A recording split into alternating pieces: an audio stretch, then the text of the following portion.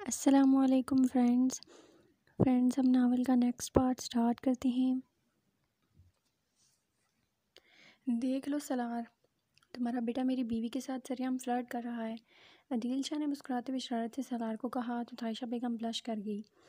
तो क्या हुआ, आखिर भतीजा किसका है? तेरा ही है ना? सलार शाह ने कहका लगाते हुए कहा, लेकिन अदील शाह के मुस्कुराते लब सकड़े थे क्योंकि सलार शाह ने मजाक में बहुत बड़ी बात बोल दी थी।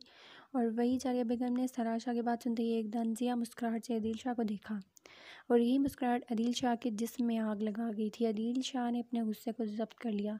खाना खाने के बाद मर्द हजरात अपने अपने कमरे में चले गए थे जबकि ख़वातीन बर्तन समेट रही थी और मारिया ज़ैनब के साथ खेल रही थी। अम्मी में ज़रा अफजल अंकल के घर से आया। वजदान ने जारिया बेगम को किचन में आकर कहा तो जारिया बेगम ने उसे घूरा। वजदान, घर में मेहमान आए हैं और तुम्हें अफजल भाई के घर जाना है, कुछ तो शर्म करो यार, क्या करोगे वहाँ जाकर? जारिया बेगम ने कहा, आपको क्या बताऊँ अम्मी, सुबह से शाम हो गई है और मैंने दीदारे यार नहीं किया। वजदान ने सर में हाथ फेरते हुए बड़बड़ाते हुए कहा, पागल हो गए हो क्या? खुद से मुखातिब हुए बैठ जाओ चुपचाप कमरे में। जारिया बेगम ने मज़ीद वजदान को डांटते हुए कहा तो वजदान का मुँह बन गया। क्या हुआ भाभी, क्यों डांट रही हैं आप जी को? शाइस्ता बेगम जो किचन में बर्तन उठाए आ रही थी जारिया बेगम को वजदान को डांटे देखकर पूछने लगी। कुछ नहीं, यहाँ घर में मेहमान है और जनाब को अफजल भाई के घर जाना है। जारिया बेगम ने शाइस्ता बेगम को वजह बताई तो शाइस्ता बेगम ने वजदान का उतरा हुआ चेहरा देखा। कुछ नहीं होता भाभी, थोड़ी देर के लिए जाने दें, आ जाएगा जल्दी। क्यों वजदान? शाइस्ता बेगम ने जारिया बेगम को कहते हुए आखिर में वजदान से कहा। जी भाभी, जी भी जान में जल्दी आ जाऊँगा, वजदान ने तायशा को देखते हुए कहा। अच्छा जाओ जल्दी आना, जारिया बेगम ने एहसान करने वाले अंदाज में कहा तो वजदान बिना एक पल की देर किए किचन से निकला। उसकी अम्मी का केस पता किस काम का कह कर रोक देती तो दीदारे यार नसीब नहीं होना था आज इसे। तुम इसकी हर बात पर हाँ में हाँ ना मिलाया करो, तायशा बड़ी पहुंची हुई चीज़ है। मेरा बेटा, जारिया बेगम ने मुस्कुराते हुए कहा तो शाइस्ता बेगम को देखकर उन्होंने कहा। कुछ नहीं होता भाभी, तायशा बेगम ने मुस्कुराते हुए कहा तो जारिया बेगम ने उसे घूरी से नवाजा। क्या हो गया लड़की, भाभी नहीं हूँ मैं, तुम्हारी जेठानी हूँ और तुम भाभी कह रही हो, जारिया बेगम ने तायशा बेगम को कहा। क्या फ़र्क पड़ता है, वैसे भी सलार भाई मेरे भाई जैसे नहीं बल्कि भाई ही हैं, तो इस तरह तो आप मेरी भाभी हुई ना। और ये जेठानी मुझसे बोला नहीं जाता, बहुत ऑकवर्ड लगता है मुझे। शाइस्ता बेगम ने अपना मसला पेश किया। अच्छा ठीक है, कह लिया करो भाभी, भी कोई मसला नहीं है, जारिया बेगम ने कहा तो शाइस्ता बेगम मुस्कुराई हुई बर्तनों को उनकी जगह पर रखने लग गई। अस्सलाम वालेकुम आंटी, कैसी हैं आप? वजदान ने अफजल के कदम रखते हुए सामने मौजूद फ़ायका बेगम से कहा। वालेकुम अस्सलाम बेटा, ठीक हूँ, तुम कैसे हो? कोई काम था जो इस वक्त आना हुआ तुम्हारा? फ़ायका बेगम ने इस्लाम दुआ के बाद वजदान के आने की वजह पूछी क्योंकि इस वक्त मगरिब का वक्त हो रहा था। जी आंटी, वो मैं अबीरा से मिलने आया था ताकि ड्रेस का कलर जान सकूं कि वो मेहंदी में कौन सा ड्रेस पहनेगी, क्योंकि ज़ैनब भाभी ने कहा कि उनका और अबीरा का ड्रेस सेम होगा, इसलिए ज़ैनब भाभी ने मुझे पूछने भेजा है। वजदान ने बात घड़ते हुए कहा तो फ़ायका बेगम ने मुस्कुराते हुए उसे बताया कि अबीरा अपने कमरे में है तो वो वहाँ जाकर उसे पूछ ले। वजदान फ़ायका बेगम का शुक्रिया अदा करते हुए अब अबीरा के कमरे की तरफ रुख कर चुका था। हेलो प्रिंसेस, क्या मैं अंदर आ जाऊँ? वजदान ने कमरे में दाखिल होते पूछा। अंदर आ गए हैं पूछ के मेरे अंदर घुसना है क्या, क्योंकि तुम कमरे में तो पहले ही हो? अबीरा ने मुंह बसुरते हुए कहा। वजदान के कमरे में दाखिल हुए पर तंजिया अंदाज में कहा, ओह क्या हो गया बीमो, मुँह क्यों बना हुआ है तुम्हारा? वजदान ने अबीरा के फूले मुँह को देखते हुए कहा, तुम्हें बताया तो तुम कौन सा हल कर दोगे, सब जलती हैं, मुझसे कोई प्यार नहीं करता, मुझसे तुम भी झूठ बोलते हो कि मैं तुम्हें अच्छी लगती हूँ, अगर लगती हूँ तो तुम मुझे चॉकलेट लाकर देते। मामा ने भी छीन ली मुझसे चॉकलेट, सब गंदे बच्चे हैं, मुझ जैसी अच्छी बच्ची से जलने वाले। अबीरा ने उदासी से वजदान को ना सिर्फ अपने मुंह फुलाने की वजह बताई बल्कि ये भी अनजाने में बता दिया कि उसे ये बात याद है कि वजदान उसे पसंद करता है, जिसका जिक्र वजदान ने कुछ महीने पहले अबीरा के सामने किया था।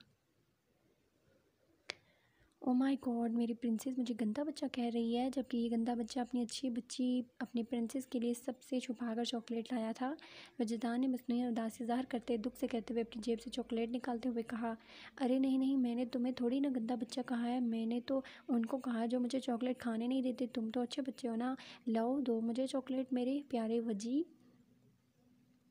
अबीरा ने बात बनाते हुए मासूमियत के सारे रिकॉर्ड तोड़ते हुए वजदान को मस्का लगाया था।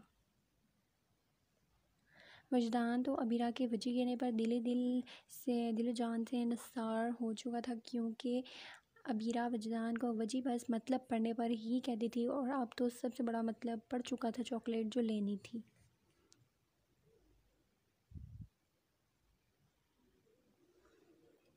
अच्छा अच्छा, आप मस्के नहीं लगाओ यहाँ गाल पर, मुझे एक छोटी सी किस दो, और शादी में तुम मेरे सिलेक्टेड किए हुए कपड़े मैं बिना चूँ चाँ किए पहनोगी। बताओ मंजूर है? तभी चॉकलेट दूंगा तुम्हें मैं। वजदान ने अपने मतलब की बात रखते हुए कहा, तो अबीरा ने फ़ौरन हाँ में हामी भर ली, क्योंकि अबीरा के लिए चॉकलेट से अहम कुछ भी नहीं था। गुड गर्ल, यूँ ही तो नहीं तुम मेरी प्रिंसेस हो। चलो किस करो जल्दी, मुझे जाना भी है।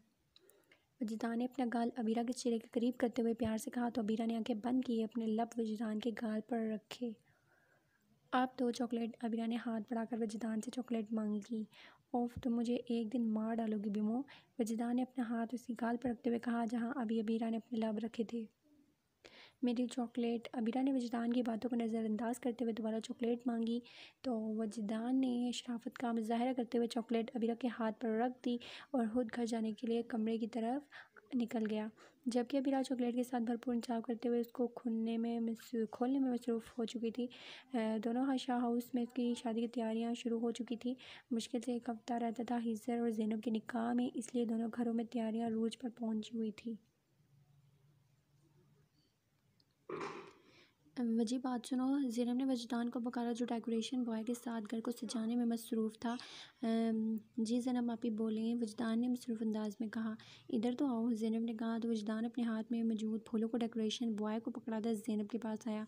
पहले तो एक बात फ़ाइनल करो, मुझे तुम आप ही कहोगी या ज़ैनब? ये क्या अजीब ड्रामा है तुम्हारा, कभी ज़ैनब तो कभी आप ही। ज़ैनब ने वजदान को घूरते हुए कहा। तुम मेरा मुँह मेरी मर्ज़ी, वजदान ने कंधे झुकाते हुए कहा। वजी, ज़ैनब ने तब कर वजदान को पुकारा। ओफ़ो ज़ैनब, तुम भी ना, देखो यार आप ही, मैं तुम्हें बड़ों के सामने इज़्ज़त से कहता हूँ, क्योंकि उन्हें ये ना लगे कि मैं तुम्हारी इज़्ज़त नहीं करता। और दूसरी बात ज़ैनब, मैं तुम्हें खुद से मुखातिब होते हुए कहता हूँ, और तुमने सुना नहीं कि भाई छोटे भी हों तो बड़े ही होते हैं, इसलिए जब मेरा दिल करता है तुम पर बड़े होने का रौब दिखाता हूँ, इतना हक तो मेरा बनता ही है। क्यों ज़ैनब चिपकली? वजदान ने कहते हुए आहिर में शरारत से कहा। वजी, पिट्ठू गए मुझसे। ज़ैनब ने मुस्कुराते हुए कहा। अच्छा बताओ, बुलाया क्यों था मुझे? अभी डेकोरेशन करनी है, फिर मुझे डांस की प्रैक्टिस करनी है, आखिर मेरी अकलौती छिपकली की शादी है। वजदान ने मुस्कुराते हुए कहा। अच्छा ज़्यादा फैलो मत, ये लो मेहंदी ड्रेस, जाओ अबीरा को दे आओ, और हाँ ये डांस ना तुम शादी में करना, मेहंदी में नहीं। ज़ैनब ने वजदान को ड्रेस थमाते हुए एक और फरमाइश कर दी। तो वह तुम बेशरम होती जा रही हो ज़ैनब शिपली। एक पहले का दौर था जब लड़कियां शादी पर गमज़दा होती थी, और एक तुम हो कैसे धड़ल्ले से अपने भाई को कह रही हो कि डांस वगैरह शादी में करना, ना कि मेहंदी में। वजदान ने मसनूई हैरानगी से कहा। हाँ, मुझ में तो शर्म नहीं है, बेशरम मैं। तुमने कौन सा शर्म में पीएचडी कर रखी है मिस्टर वजदान शाह? तुम्हें भी मैं जानती हूँ मीस ने, तुम जो इश्क फरमा रहे हो ना, वो कौन सी शर्म के ज़मरे में आता है? ज़ैनब ने वजदान को देखते हुए पूछा, तो ज़ैनब की बात पर वजदान की नुमाइश करदा दांत दोबारा मुंह के अंदर आ गए थे। क्या मतलब है? शर्म करो, बहन होगी, भाई पर इल्ज़ाम लगा रही हो। वजदान ने बात को पलटते हुए कहा, तो ज़ैनब कहकर लगाते हुए हंस पड़ी। खूब जानती है ये बहन अपने भाई को, ज़्यादा ओवर नहीं हो। पता है मुझे कि अबीरा को पसंद करते हो तुम, इसलिए ये मासूमियत का ड्रामा मेरे सामने नहीं करो। चलो शाबाश, रास्ता नापो, वरना ये ड्रेस का काम मैं किसी और से भी करवा सकती हूँ। ज़ैनब ने इशारे से कहा, तो वजदान ने ज़ैनब को घूर कर देखा। मतलबी बहन, शातिर, छिपकली, और अम्मी ज़रा ये ड्रेस अमीरा के घर भिजवाना, वजदान को ज़रूरी काम है। इससे पहले वजदान ज़ैनब को और नए अलकाबात से नवाजता, ज़ैनब ने जारिया बेगम को आवाज़ लगाते हुए कहा, अम्मी मैं जा रहा हूँ, आप अपना काम करें, छोटा काम है कर लूँगा मैं। वजदान ने ज़ैनब को घूरते हुए जारिया बेगम को जवाबन कहा, नचकड़ी छिपकली, तुम जेलस होती हो मुझसे, डाइन कहीं की, तुमसे ज़्यादा खूबसूरत जो हूँ मैं भूतनी। वजदान ज़ैनब की घुरी से नवाजता नया अलकाबात देता कपड़े लिए घर से बाहर निकल गया, और ज़ैनब वजदान की बात सुनकर कहका लगाते हुए लूटपुट हो गई थी। लेकिन वो कहाँ ये जानती थी कि उनके घर की खुशियों को किसी की बहुत बुरी नज़र लग चुकी है, जो अब उनके घर की खुशियों को निकल जाने वाली है। वही बात सुन, अबीरा कहाँ है? वजदान ने अफजल साहब के घर दाखिल होते हुए सामने खड़े हिजर को देखते हुए पूछा। शर्म करो वजदान, तेरी बहन का होने वाला शौहर हूँ, बहनोई हूँ तेरा मैं, अब तो इज़्ज़त से मुखातिब कर लिया कर तू मुझे। हज़र ने वजदान को शर्म दिलाते हुए कहा। लेकिन वजदान को शर्म आ जाए नामुमकिन। वजदान हिजर की बात सुनकर अपने दांतों की नुमाइश करने लगा। अगर तुम मेरे बहनोई हो साले साहब तो मैं भी तुम्हारा बहनोई हूँ। हिजर ने गर्दन अकड़ते हुए वजदान को अपना और उसका रिश्ता याद दिलाया। इसलिए तो इज़्ज़त से बात नहीं करता। तुम मेरे बहनोई, मैं तुम्हारा बहनोई, दोनों एक दूसरे के बहनोई और साले, इसलिए नो इज़्ज़त नो स्पेशल वाला प्रोटोकॉल। चल साले, बिना तेरी बहन कहाँ है बता अब। वजदान ने कहकर लगाते हुए कहा। अरे बेटा, तुम यहाँ कोई काम था क्या? इससे पहले हिजर को चोर शाद फरमाते फ़ाइका बेगम ने वजदान को देखते हुए मुस्कुराकर उसके आने की वजह पूछी। वो आंटी अबीरा के कपड़े लाया हूँ, मेहंदी के वो दिख नहीं रही मुझे, तो हिजर से पूछ रहा था क्या आप मुझे बता देंगे वो कहाँ है ताकि मैं अपना काम पूरा कर सकूं। वजदान ने इंतहाई इज्जत का मुजाहरा करते हुए कहा। हाँ, वो अभी ये मेरे साथ थी, अभी अभी अपने कमरे में गई है। फ़ाइका बेगम ने जवाब दिया। अरे फ़ाइका जी यहाँ आए तो। फ़ाइका बेगम के मज़ीद कुछ कहने से पहले एक खातून ने फ़ाइका बेगम को पुकारा। मैं अभी आई। फ़ाइका बेगम कहती हुई वहाँ से चली गई। तुम भी अपना काम करो, चलो। क्या मुझे घूर घूर कर देख रहे हो? नज़र लगाने का इरादा है क्या? वजदान ने शरारत से कहा। तुम्हें तो। अरे हिजर यहाँ आओ, क्या बातों में मसरूफ़ हो? घर में शादी और इन मौसूफ की बातें ही ख़त्म नहीं हो रही। ये देखो कितना काम रहता है। हिजर के कुछ कहने से पहले अफजल साहब ने हिजर को डांटते हुए कहा तो हिजर बिना कुछ कहे वहाँ से चला गया। लेकिन आंखों ही आंखों में वजदान को वार्निंग देना नहीं भूला। वजदान भी कंधे हिचकाता बीरा के रूम की तरफ बढ़ा था। हेलो प्रिंसेस, क्या कर रही हो? ये देखो तुम्हारी मेहंदी की ड्रेस लाया हूँ। वजदान कमरे में दाखिल होते हुए कपड़े बेड पर रखते हुए कहा। ठीक है, अबीरा ने मुंह बिचोड़ते हुए जवाब दिया। क्या हुआ प्रिंसेस, तुम्हारे चेहरे पर 13 क्यों बजे हैं? क्या आंटी ने तुम्हारे 12 बजाई हैं? वजदान ने अपने हंसी दबाते हुए कहा। देखो ना वजी, मुझे ना कपल डांस करना था भाई की शादी में, और जब मैंने अम्मी से कहा तो उन्होंने डांटते हुए मुझसे साफ मना कर दिया। अबीरा ने मुंह फुलाते हुए वजदान से कहा। वो तो ये बात है, डोंट वरी प्रिंसेस, मैं हूँ ना आहिर अपनी प्रिंसेस के हर मर्ज की दवा हो। तुम शाम में मेरे साथ कपल डांस कर लेना। वजदान ने मासूम सी शक्ल बनाते हुए बैठी अबीरा को कहा। सच्ची तुम करोगे मेरे साथ कपल डांस? कितना मज़ा आएगा। थैंक यू वजी। अबीरा खुश होते हुए वजदान के गले लगे उसे थैंक्स कहने लगी। अगर मुझे पता था कि मुझे इस तरह थैंक्स मिलेगा तो ये काम मैं रोज़ करता भी हूँ। वजदान ने मुस्कुराते हुए कहा। अबीरा को उसकी बात तो समझ नहीं आई, लेकिन उसे दूर ज़रूर हो गई थी। अच्छा तुम अच्छे से तैयार हो ना, मैं चलता हूँ और यही कपड़े पहनने हैं तुम्हें। वजदान अबीरा के गाल थपथपाते हुए कहता उठ खड़ा हुआ। क्या अम्मी मुझे डांस करने देंगी? अबीरा ने वजदान का हाथ थामते हुए पूछा। वो मेरा मसला है, तुम बस तैयार हो और खुश रहा करो। वजदान ने अपना हाथ अबीरा के हाथ से निकालते हुए मोहब्बत से कहा और कमरे से निकल गया। आखिर कब तुम सलाह शाह को मौत की नींद सुलाओ कि मेरे भाई अभी भी जेल के सलाहों के अंदर है और तुम वहाँ आयाशियाँ मार रहे हो। आदिल शाह को अपने बॉस की कॉल आई और अब वो अपना गुस्सा आदिल शाह पर निकाल रहा था। मैं अपना काम कर रहा हूँ, मुझे वो सबूतों का पता चल गया है और सलार के घर शादी है तो वो वहाँ बिज़ी होगा। मैं सबूत मिलने के बाद सलार शाह को उसके अंजाम तक पहुँचा दूँगा। आदिल शाह ने मुकाबिल को सर्द लहजे में कहा। तुम्हारे पास सिर्फ 2 दिन है, जो करना है जल्दी करो वरना तुम्हें तुम्हारा अंजाम पता है। मुकाबिल ने गुस्से से आदिल को वार्निंग देते हुए कहा और कॉल काट दी। आदिल शाह अभी कॉल पर अपनी और डॉन के गुफ्तगू के बारे में सोच रहा था कि किसी चीज़ के गिरने पर आदिल शाह ने पीछे मुड़कर देखा तो उसके चेहरे पर संजीदगी डर आई। तुम यहाँ क्या कर रही हो? मेरे कमरे में आने की वजह और मुझसे बिना पूछे मेरे कमरे में कदम रखने की तुम्हारी हिम्मत कैसे हुई? आदिल शाह ने गुस्से से धारते हुए कहा तो सामने खड़ा वजूद जो आदिल शाह को चाय देने आया था, लेकिन आदिल शाह की किसी से की गई गुफ्तगू सुनकर उसके हाथ से चाय का कप छूट कर ज़मीन बोस हो गया था। और अब वो आदिल शाह के गुस्से से कांप रही थी। जब आदिल शाह ने उस तक कदम बढ़ाए। मैं चाय देने आई थी। शाइस्ता बेगम ने आदिल शाह के गुस्से से डरते हुए अपनी बात कही। क्या क्या सुना है तुमने? आदिल शाह ने शाइस्ता बेगम की बात को इग्नोर करते हुए अपनी बात पूछी। आप सलार शाह को मारना चाहते हैं? शाइस्ता बेगम ने हिलखिलाते हुए कहा। क्या कहा तुमने? दोबारा कहना ज़रा। आदिल शाह ने शाइस्ता बेगम के जबड़े को हाथों में दबोचते हुए गुस्से से कहा। कुछ नहीं सुना मैंने, शाइस्ता बेगम ने बमुश्किल अपने अल्फाज पूरे करते हुए कहा। शाबाश, मुझे तुमसे इसी अक्लमंदी की उम्मीद थी जैसे तुम हमेशा से करती आई हो। आदिल शाह ने मुस्कुराते हुए तायशा बेगम के मुंह पर से हाथ हटाते हुए कहा। लेकिन अगर तुमने ये बात किसी और के कानों में गलती से भी डालने की कोशिश की तो इसी वक्त तुम्हें तलाक देने में एक लम्हा ज़ाया नहीं करूँगा मैं, और तुम्हें तलाक तो जो होगी वो होगी, तुम्हें किसी और के काबिल भी नहीं छोड़ूंगा मैं। और तुम मुझे अच्छी तरह से जानती हो मैं ऐसा कर भी सकता हूँ, समझी तुम? आदिल शाह ने शाइस्ता बेगम को बाजू से झंझोड़ते हुए कहा और उसे ज़मीन पर बेदर्दी से फेंकता हुआ कमरे से बाहर निकल गया। शाइस्ता बेगम अपनी बेबसी पर सिर्फ आंसू बहाती रह गई। किस तरह वो बेहिस इंसान उसे तलाक की धमकी दे गया था, ये जानते हुए भी कि उसकी बेटी है और जिसे वो तलाक का कहकर धमका रहा है, वो औरत उससे कितनी मोहब्बत करती है। लेकिन वही कहते हैं ना कि अनाज सब कुछ बर्बाद कर देती है, आंखों पर एक ऐसी पट्टी बांध देती है कि उन्हें सिवाय अपने इंतकाम के अलावा कुछ भी देखने से कासिर हो जाती हैं। यही आदिल शाह के साथ हुआ था। वो अपनी अना में सिर्फ अपनी ज़िंदगी बर्बाद करने वाला था, बल्कि अपनी खूनी रिश्तों को भी उसके भीन चढ़ाने वाला था। शाइस्ता बेगम ने अपनी आंखों से आंसू को साफ किया और कप के टूटे हुए टुकड़े उठाए वो नीचे आ गई। अरे शाइस्ता, तुम तैयार नहीं हुई? कुछ ही टाइम रह गया है मेहंदी में, जाओ तैयार हो जाओ, फिर कल बारात की तैयारियां भी करनी है। जारिया बेगम ने किचन में खड़ी शाइस्ता बेगम को देखते हुए कहा, जी मैं जा रही हूँ।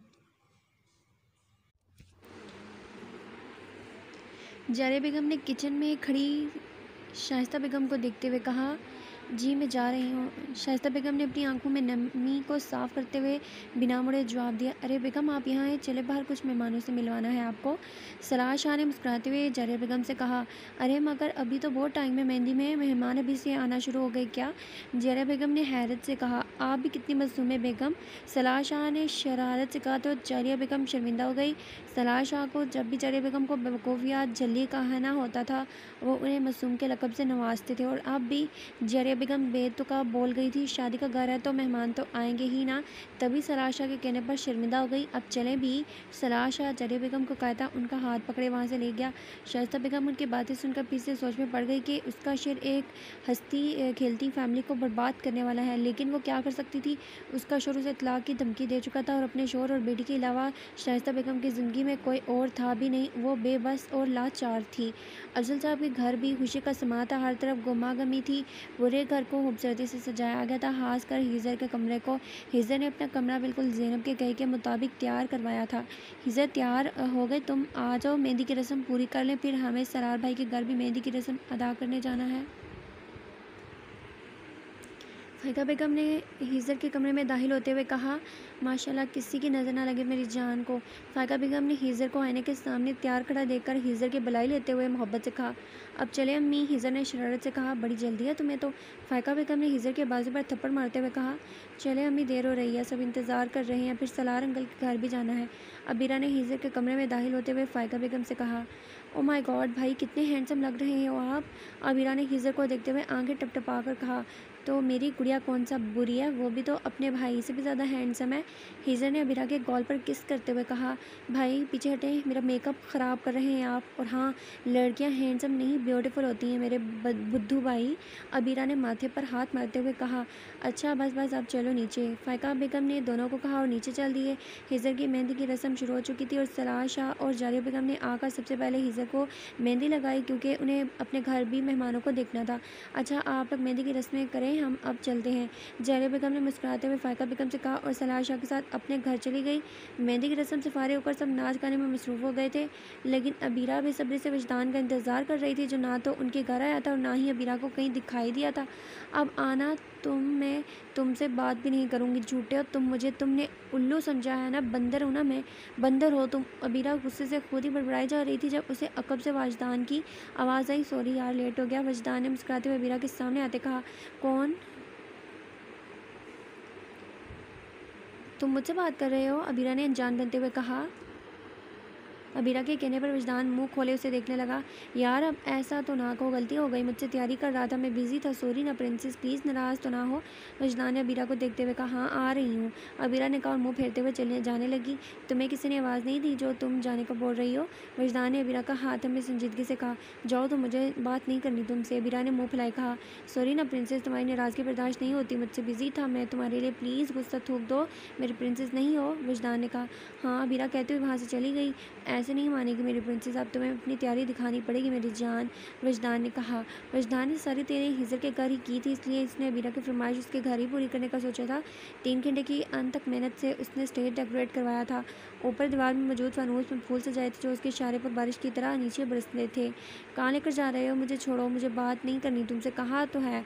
वजदान अबीरा की कलाई थामे उसे ले जा रहा था, जबकि अबीरा ना चाहते हुए भी उसके साथ चली जा रही थी और साथ ही गुस्से से वजदान को बोल रही थी, चुप करके खड़ी हो यहाँ।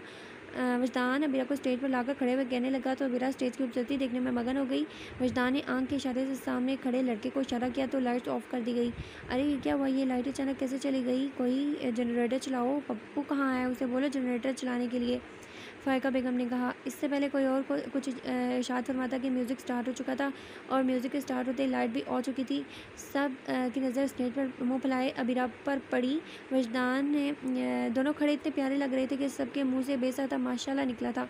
कच्ची डोरियों से मैनू तू बांध ले, पक्की यारियों में आंदे ना फासले, ऐ नाराज़गी कागज़ी सारी तेरी, मेरे सोनिया सुन ले मेरी, दिल दियां गल्लां करांगे नाल नाल।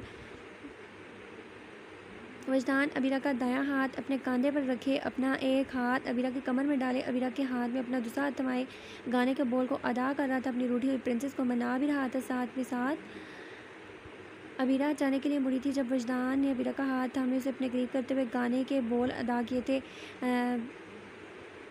तेनू लखां तू छुपा के रखा अखां ते सजा के, तू है मेरी वफा रख अपना बना के, हूँ मैं तेरे लिए यारियां ना पावी कदी दूरियां। फिर गाना चलता रहा। वजदान ने अबीरा को गोल गोल घुमाते हुए गाने के बोल अदा किए और अब वो वक्त आ गया था जब वजदान ने अबीरा को वो देना था जो उसे कब से देना चाहता था।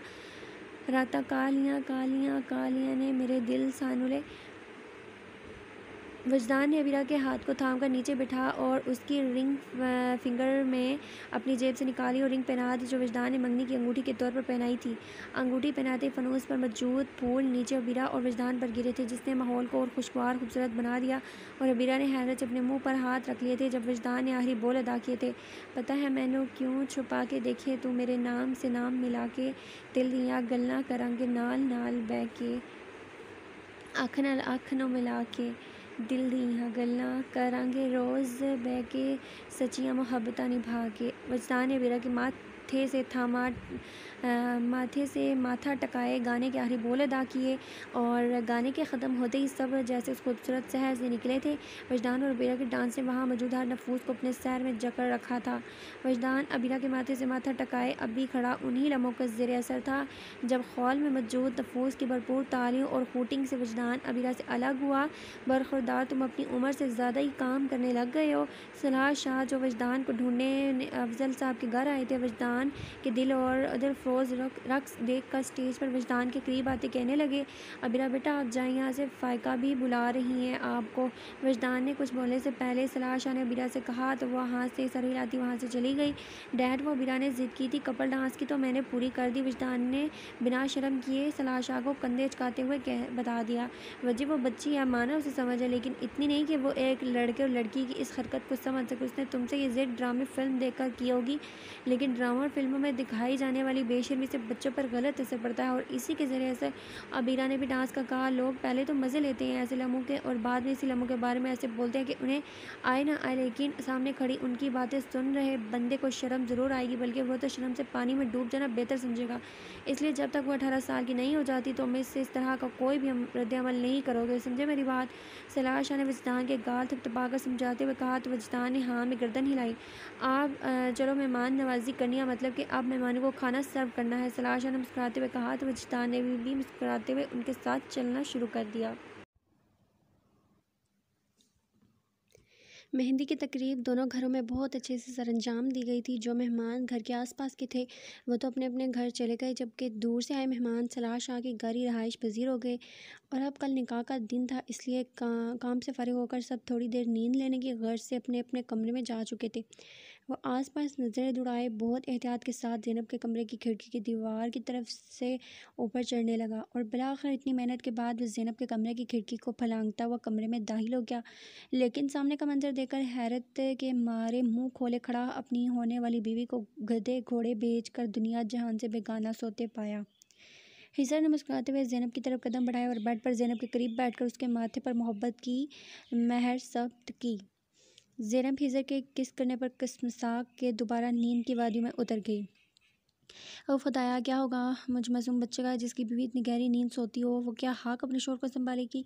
हिजर ने थोड़ी ऊंची आवाज़ में कहते हुए ज़ैनब के बाजू पर दबाव डाला तो ज़ैनब ने नींद से बोझल होती आंखों से जैसे ही सामने बैठे शख्स को देखा, उसकी नींद तो मानो सेकंडों में हवा हुई थी।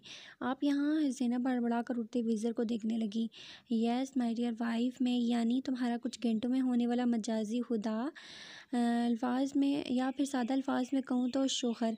हिजर ने ज़ैनब को देखते हुए शरारत से कहा, आप यहाँ क्या कर रही हैं? चले निकले मेरे कमरे से। शर्म नहीं आती किसी के कमरे में ऐसे दाखिल होने में, वो भी इतनी रात को? ज़ैनब ने अपनी हैरत पर काबू पाते हुए निडर अंदाज में कहा। ओहो, तो मेरी होने वाली बीवी को बोलना भी आता है? हिजर ने ज़ैनब को मज़ीद छेड़ते हुए कहा, मुझे ना सिर्फ बोलना बल्कि हाथ भी चलाना आता है। कहो तो अपने हाथ के जौहर दिखाओ मैं। ज़ैनब ने संजीदगी से कहा, क्योंकि वो जानती थी अगर अभी उसने शर्माना शुरू कर दिया तो हिजर यहाँ से जल्दी नहीं जाएगा और उसके कमरे में कोई भी आ सकता था। इसलिए सारी शर्म खया को बलाए ताक रखते हुए वो गोया हुई।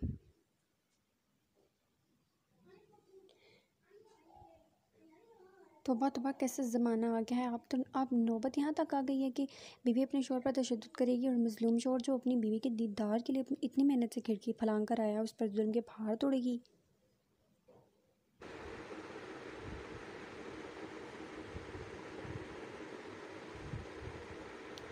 आज का दिन बहुत अहम था सलाह शाह के और अफजल साहब के घर वालों के लिए, क्योंकि आज उनके बच्चे एक खूबसूरत रिश्ते में जुड़ने जा रहे थे।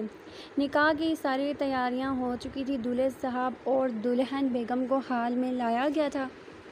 हिजर ने सफ़ेद रंग की शलवार कमीज़ पर पीच कलर का वास्कट पहना हुआ था, जबकि ज़ैनब ने भी आज सफ़ेद खूबसूरती से तैयार की गई मैक्सी पहनी थी और सर पर लाल चुनरी ओढ़ी हुई थी। तो दूसरी जानिब वजदान ने ब्लैक कलर का 3 पीस सूट ज़ेब तन किया हुआ था और अबीरा ने लाल कलर की पैरों तक आती फ़्रॉक पहनी हुई थी जो उसके सरापे पर गज़ब ढा रही थी।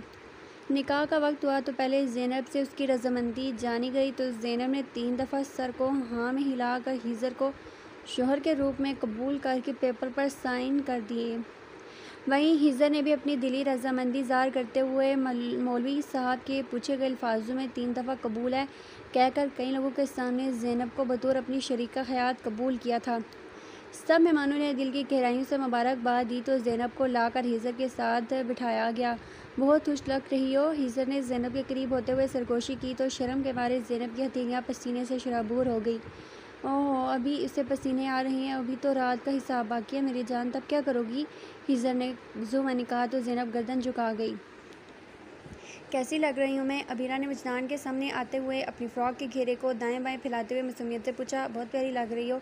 वजदान अबीरा पर सिरसरी सी निगाह डालते हुए कहता आगे बढ़ने लगा जब अबीरा ने उसका हाथ पकड़ा। सॉरी, अबीरा ने कान को हाथ लगाते हुए कहा। वजदान ने मुड़कर अबीरा को हैरत से देखा। क्यों? वजदान ने अबीरा से पूछा। कल तुम पर गुस्सा किया था ना, इसलिए। वैसे डांस बहुत अच्छा किया था तुमने, पता है सब तारीफ़ कर रहे थे। अबीरा ने खुशी से चहकते हुए कहा ओके। वजदान ने एक लफ्ज़ी जवाब दिया। एक बात कहूँ तो मानोगे प्लीज़ वजी? अबीरा ने चेहरे पर मासूमियत सजाए प्यार से कहा। हाँ बोलो, वजदान ने कहा। क्योंकि सलाह शाह की बात से वजदान भी काफ़ी हद तक सहमत था, लेकिन अपने दिल के हाथों मजबूर होकर वो कर गुजरता था। इसलिए आज सुबह से वो खुद को समझाए हुए था कि अबीरा की कोई बात नहीं माननी, लेकिन वही कमबख्त दिल आड़े आ गया और ऊपर से अबीरा की मासूमियत जिसका वह दीवाना था। दोनों ने मिलकर वार किया तो वजदान अबीरा की बात मानने को राज़ी हो गया। क्या तुम आज भी गाना गाओगे? अबीरा ने उम्मीद से पूछा। क्यों? वजदान ने पूछा। तुम बहुत अच्छे गाते हो, प्लीज़ मेरे लिए आज भी गाओ ना। अबीरा ने हाँ वजदान का हाथ पकड़ते हुए कहा। पहले वजदान ने अपने हाथ को देखा तो जो अबीरा के हाथ में था और फिर अबीरा के चेहरे पर जहाँ खुशी खुशी थी। अच्छा ठीक है, गाऊँगा। वजदान ने मुस्कुराते हुए अबीरा के हाथ से अपना हाथ निकालते हुए कहा तो अबीरा खुशी से उछलती हुई वजदान के गले लग गई। बेमुख कंट्रोल, इतनी खुशी अच्छी नहीं होती कि बंदा अपना आपा ही खो दे। वजदान ने दाएं बाएं देखते हुए कहा। जहाँ मेहमान ना होने के बराबर थे और अबीरा को खुद से अलग किया और फिर वहाँ से चला गया। सबूतों को मैं आग लगा चुका हूँ। तुम्हारा भाई कल आ रहा कल रिहा हो जाएगा, वो भी बाइज़्ज़त बरी, और सलाद की परवाह नहीं करो, उसे भी अभी जा के ठिकाने लगा दूँ। आदिल शाह ने मोबाइल कान को लगाया, अपने बॉस से कहा और कॉल काट कर मोबाइल जेब में रख लिया। सलाम मेरे भाई, आज तेरी खुशियों को मैं गमों में बदलूँगा और तेरी बीवी के साथ मैं रहूँगा अब। आदिल शाह ने होठों पर मुस्कुराहट सजाए गाड़ी में आकर बैठ गया। आज तुझसे सारे बदले पूरे करूँगा मैं, आज वो होगा जिससे तेरी रूह तक काम जाएगी मेरे प्यारे भाई, आदिल शाह ने कहकर लगाते कहा और गाड़ी सड़क पर दौड़ा दी। निकाह की रस्म होने के बाद खाने का दौर चला था। सब मेहमानों को महज़ब तरीके से खाना खिलाया गया। भाभी बात सुनिए प्लीज़, मुझे आपसे एक बात करनी है। शाइस्ता बेगम मेहमानों को खाना सर्व करवाने में मदद कर रही जारिया बेगम के पास आकर कहने लगी, शाइस्ता हम रुश्ते के बाद बात करते हैं, देखो ना काम कितना है, आप खाना सर्व करो या तुम्हारी बात सुनो, बताओ।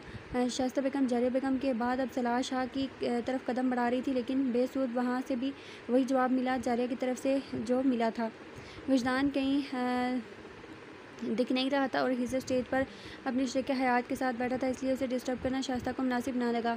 थक हार कर शाइस्ता अपने कमरे में चली गई। इतनी मेहनत से वो अपनी तमाम तर हिम्मत जमा कर अपने दिल पर तलाक का पत्थर रख कर वो अपने शोर के इरादे बताने गई थी, लेकिन मायूस वापस लौटी। वैसे भी जब बुरा वक्त आना हो तो लाख कोशिश कर लो, लाख मनते मांग लो, वो बुरा वक्त आकर ही रहता है। और सलाह शाह की ज़िंदगी में वो बुरा वक्त आजमाइश की सूरत लिख दिया गया था, जिसे अभी कुछ पलों में नाजिल होना था और एक हंसते खेलते खुशबाश खानदान को अपनी लपेट में लेकर सब चकनाचूर कर देना था। खाना खाने के कुछ देर बाद रुखसती का शोर उठा तो सलाह शाह समेत जारिया बेगम उदास हो गई। वजदान भी आ चुका था। तुम कहाँ थी वजी? जारिया बेगम ने वजदान को अपने पास आते देख पूछा। अम्मी ज़ैनब की रुखसती की तैयारी करने गया था, वजदान ने कहा और एकदम माहौल अंधेरे में नहा गया।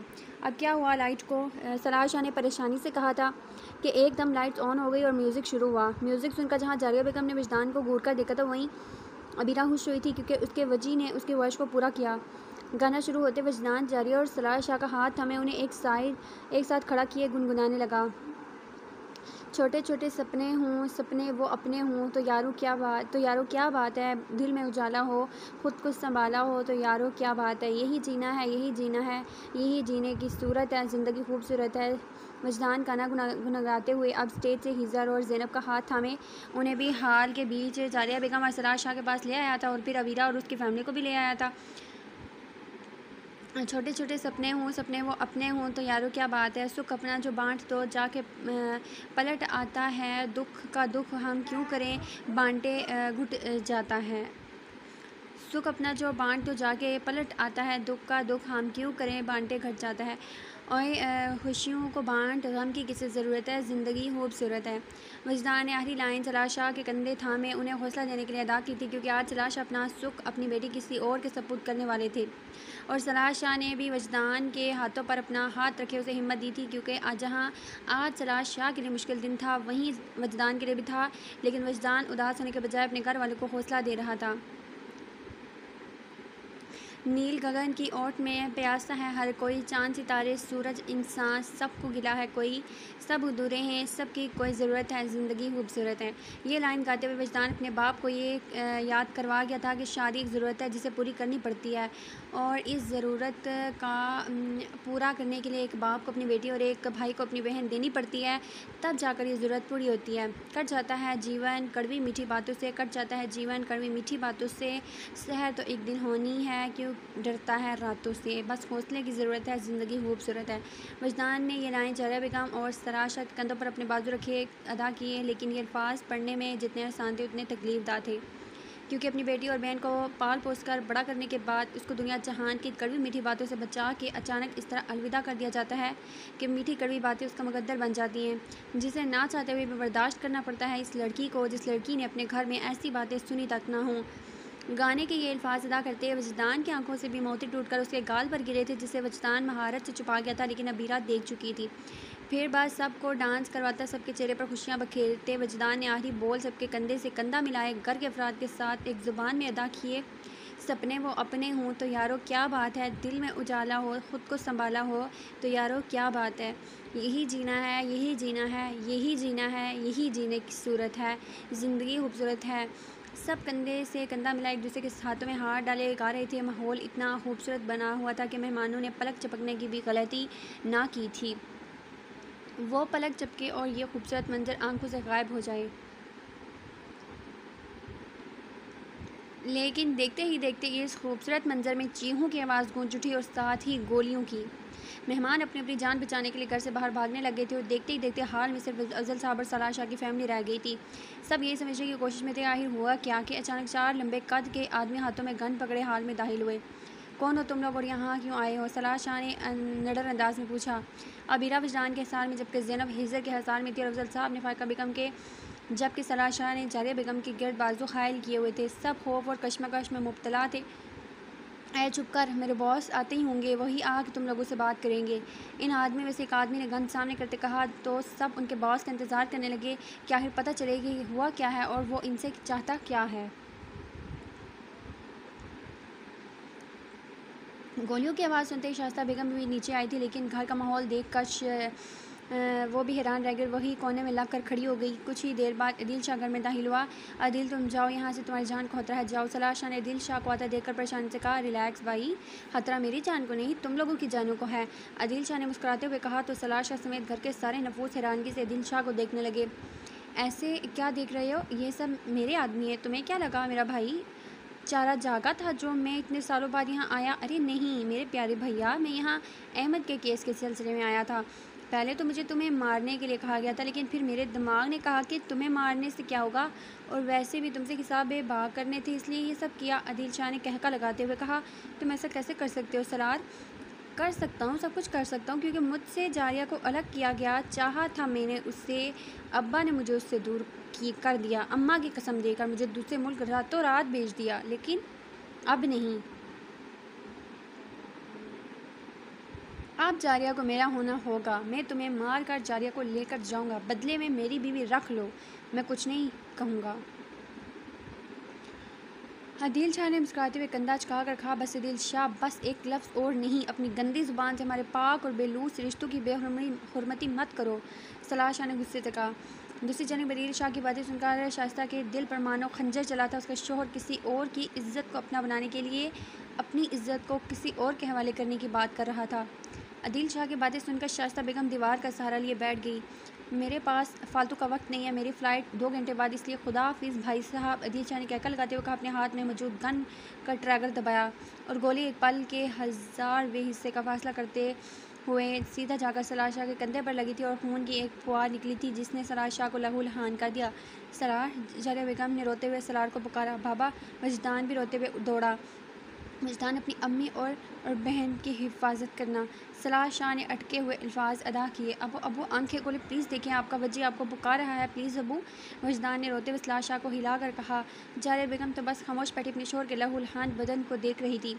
अफजल साहब और उनकी फैमिली को आदमी ने गिरा हुआ था। वो चाहकर भी सलाह शाह के करीब नहीं जा सकते थे, लेकिन आंखें सब की अश्कबार थी। चलो यहाँ से, वक्त नहीं है मेरे पास। अदील शाह ने जारिया बेगम का हाथ थामे कहा।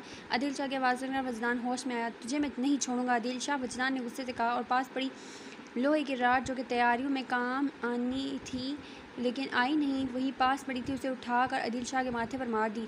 अदील शाह दर्द से बिलबिला उठा था। तुझे मैं नहीं छोड़ूंगा, अदील शाह ने गुस्से से वजदान को गाली देते हुए कहा। इससे पहले वजदान अपनी माँ और बहन को लेकर वहाँ से भागता, अदील शाह ने आंख के इशारे से अपने आदमी को लाने का इशारा किया। अदील शाह का इशारा पाकर वह आदमी एक शीशी लेकर अदील शाह के पास पहुंचा और अदील शाह को शीशी पकड़ाई। अदील शाह जानता था कि वजदान ये सब होता देख चुपचाप नहीं बैठेगा, इसलिए वजदान का भी बंदोबस्त करके आया था। वजदान अभी जारिया बेगम को लिए चंद कदम बढ़ा था कि अदील शाह ने वजदान के हाथ को पकड़कर उसे खींचा और एक ज़ोरदार थप्पड़ वजदान के गाल पर झड़क दिया। मैं भी देखता हूँ इस बार कौन मेरे रास्ते में आएगा। अदील शाह ने गुस्से से कहते हुए अपने हाथ में मौजूद शीशी के अंदर का महलूल वजदान के चेहरे पर गिरा दिया। इससे पहले वो पूरा महलूल वजदान के चेहरे पर अंडीलता। अबीरा ने दौड़ते हुए अदील शाह को धक्का दिया था, लेकिन तब तक महलूल वजदान उनके वजदान के चेहरे पर गिर चुका। अम्मी एक दिल खराश चीख के साथ वजदान पीछे हटा था। वजदान शाइस्ता चिल्लाती हुई वजदान के करीब आई। अदील शाह वजदान के चेहरे पर नज़र डालते शाइस्ता ने तड़प कर अपने बेहिस शोहर को पुकारा। तुम इतने बेहिस हो सकते हो कि एक मासूम बच्चे के चेहरे को बिगाड़ दिया? तुमने क्यों डाला तुमने तेज़ाब वजदान के चेहरे पर? शाइस्ता अपनी गोद में बेहोश वजदान को लिए रोते हुए चिल्लाई और अबीरा को अदील शाह ने ऐसा धक्का दिया कि उसका सर सीधा जहाँ मेज़ से टकराया था, जिससे वो बेहोश हो गई। मुझे भाषण देने की ज़रूरत नहीं है, और तुम लोग क्या यहाँ पर फ्री का शो देखने आए हो? उठाओ लड़कियों को, डालो गाड़ी में। अदील शाह ने शाइस्ता बेगम को कहते हुए अपने आदमी से कहा, जो एक पल की देर की ज़ैनब को हिज्र से जुदा करते हुए जारिया बेगम को लिए घर से बाहर निकल गए थे। अफजल साहब और फ़ाक़ा बेगम अब भी अदील शाह के आदमियों के बीच थी, जबकि हिज्र को उसके आदमी ज़ख्मी करके ज़ैनब को उससे ले जा चुके थे। और अदील शाह के जाते ही सब हैरत से एक दूसरे को देख रहे थे। जब शाइस्ता बेगम की आवाज़ सुनकर होश में आए, कोई एम्बुलेंस को बुलाओ, मेरे वजी को हस्पताल लेकर चलो, मेरा वजी मर जाएगा। शाइस्ता ने रोते हुए कहा। अफजल साहब ने एम्बुलेंस बुलाई। विशान, हिजर और अबीरा को लिए अस्पताल पहुंचे। अबीरा के सर पर गहरी चोट लगी थी, जिसकी वजह से अबीरा की यादाश्त चली गई थी। हिजर को भी गहरी चोटें आई थी, जबकि वजदान का चेहरा ज़्यादा जल जाने की वजह से उसकी प्लास्टिक सर्जरी कर दी गई थी। सरार शाह को दिल के करीब गोली लगी थी, जिसकी वजह से वो कोमा में चले गए थे। कुछ अर्से बाद अफजल साहब ने अपने दोस्त के साथ हुई ज़्यादती की वजह से अपना बेटा खुद से अलग करते हुए वजदान के साथ उसके इंतकाम को पूरा करने के लिए भेज दिया था। शाइस्ता बेगम, हिजर, वजदान अदील शाह से अपना इंतकाम लेने के गर्ज से दुबई आ गए थे। अबीरा के जहन से सारी यादें मिट चुकी थी और डॉक्टर ने अबीरा के दिमाग पर जोर डाले से मना किया था। यही वजह थी कि अबीरा को ना तो अपना भाई याद था और ना ही वजदान के साथ गुजारा वक्त। और ज़रमीना तो थी ही छोटी, उसे तो किसी बात का इल्म तक न था।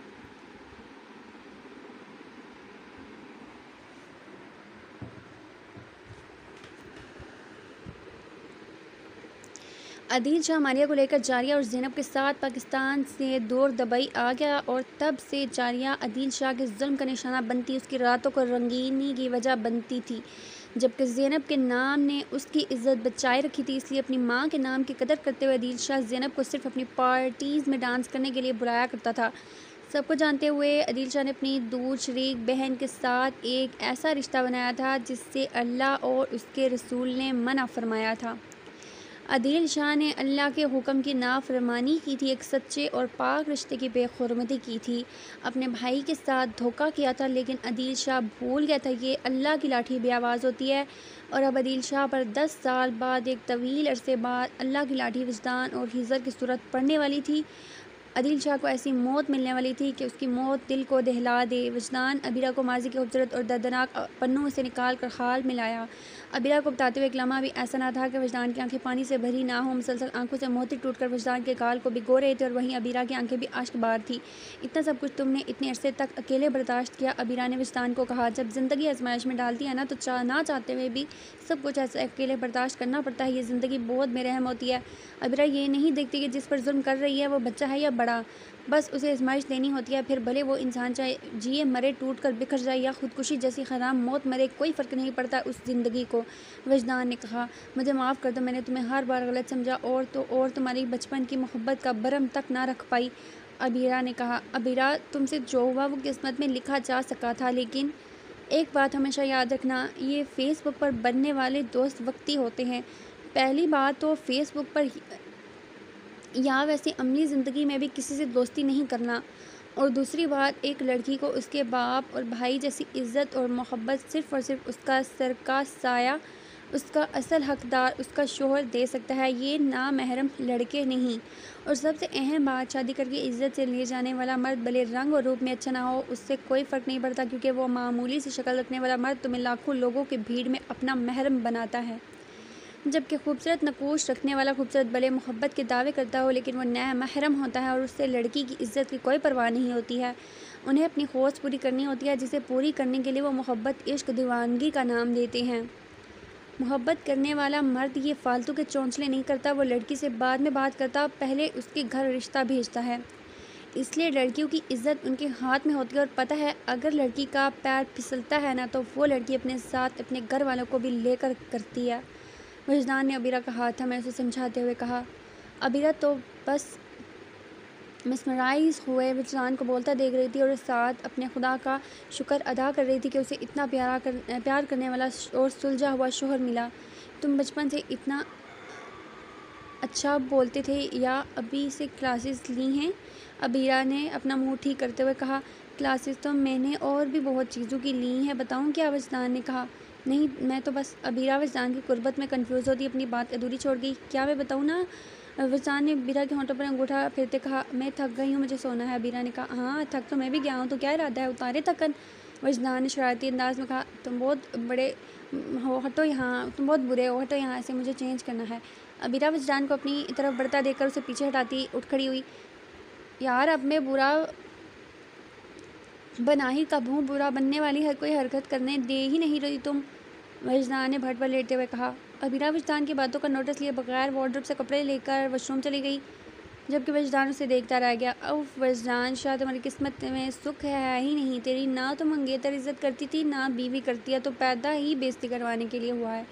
वजदान ने अबीरा को वॉशरूम से निकलते हुए देखकर कहा। अबीरा वजदान की बातें सुनकर मुस्कुराई, बेड पर आकर बैठी। वैसे एक बात है बिमो, पिंक कलर तुम पर बहुत सूट करता है। बचपन में भी अच्छी लगती थी, पर अब तो क़यामत लग रही है। देखना कहीं तुम्हें देखकर मौत के फरिश्ते तुम्हें लेने ना आ जाएं। वजदान ने कहा। सच्ची बात किसी को हजम नहीं होती, देखा तुम्हें भी नहीं हो रही।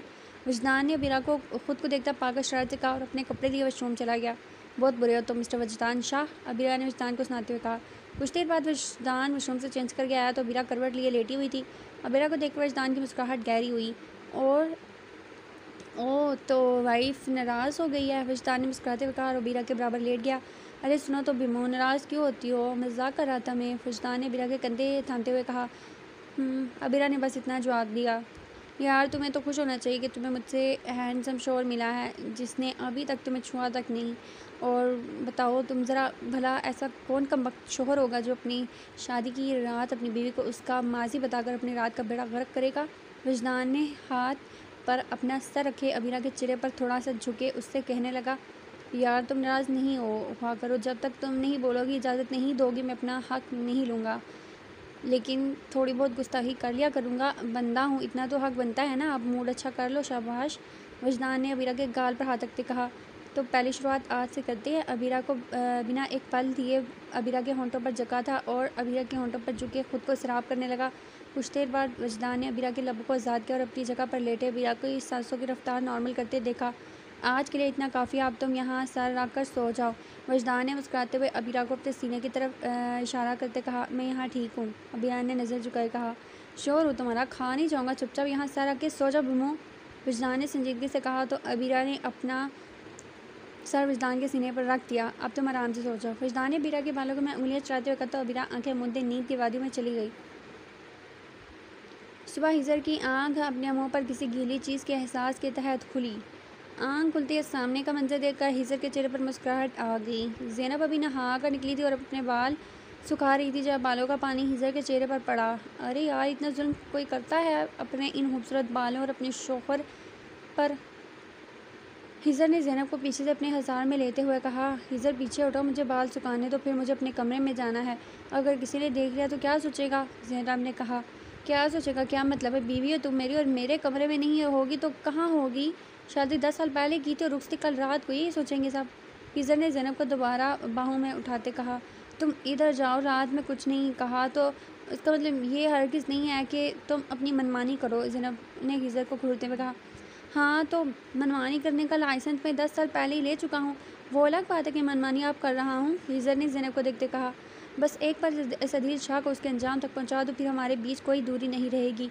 हिजर ने कहते हुए ज़ैनब के होंठों पर अपने होंठ रखे और अपनी मोहब्बत की मोहर सब करने लगा। अभी कुछ देर हुई होगी जब दरवाजे पर दस्तक ने हिजर का ध्यान अपनी तरफ करवाया। दरवाजे पर दस्तक सुनकर हिजर ने ज़ैनब के होठों की आज़ादी को बख्शा था। ज़ैनब अब दूर खड़ी अपनी थल पथल सांसों को नॉर्मल कर रही थी, जबकि हिजर बजाय दरवाज़ा खोलने के ज़ैनब के चेहरे को देख रहा था। इंतहाई कोई ठरकी इंसान हो तुम, ज़ैनब ने हिजर को घूरते हुए कहा और दरवाज़ा खोलने लग गया। मैडम आपको और सर को नीचे नाश्ता करने के लिए बुला रहे हैं, मुलाजिम ने आकर जैसे ज़ैनब को कहा तो ज़ैनब का मुंह हैरत से खुला रह गया। ठीक है तुम जाओ, हम आते हैं। ज़ैनब को यूँ खड़ा देखकर हिजर ने अपनी हंसी दबाते हुए मुलाजमा से कहा तो मुलाजमा सर को हिलाती वहाँ से चली गई। चलो अब ये यहीं खड़े रहोगी, अगर नहीं जाना तो बता दो, हम नाश्ता की जगह कुछ और भी कर सकते हैं, हिजर ने ज़ैनब को देखते हुए कहा। तो ज़ैनब हिजर को घूनियों से नवाजने लगी। ज़ैनब और हिजर तैयार होकर नीचे आए तो सब खाने के टेबल पर मौजूद थे।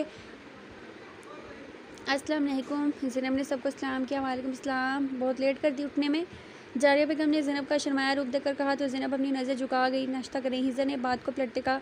आज ज़ैनब और वजदान को अपनी शादीशुदा ज़िंदगी की शुरुआत करता देखकर जारिया बेगम बहुत खुश थी, लेकिन अभी भी अदील शाह नामी कांटा उनकी ज़िंदगी में कुंडली मार कर बैठा था। खाना आरामदा माहौल में खाया गया। वजी अदील शाह आने वाला होगा, तुम मुझे और ज़ैनब को घर छोड़ दो, खाने से फारिग होकर जारिया बेगम ने कहा। फ़िक्र नहीं करें अम्मी, वो 2 दिन तक नहीं आएगा, सऊदी अरब में मौजूद उसके असला से भरे गोदाम में आग लगवा चुका हूँ मैं, इसलिए डोंट वरी, वो वहाँ मौजूद है। वजदान ने कहा। भाई प्लीज़ मामा बाबा और जरी का कुछ पता करें। अबीरा ने हिजर के करीब आते कहा। फ़िक्र नहीं करो गुड़िया, मैं पता करवा रहा हूँ, जहाँ वो पहले रहते थे अब वहाँ अब भी नहीं है। हिज़र ने कहा, क्या? लेकिन वो वहाँ से कहाँ जा सकते हैं? ठीक तो होंगे ना भाई वो? अबीरा ने भराई आवाज़ में कहा, हाँ मैं ढूंढ रहा हूँ, तुम रो मत। हिज़र ने अबीरा के गिर्द बाजू खायल करते हुए मोहब्बत से कहा और फिर वजदान और हिज़र घर से बाहर निकल गए।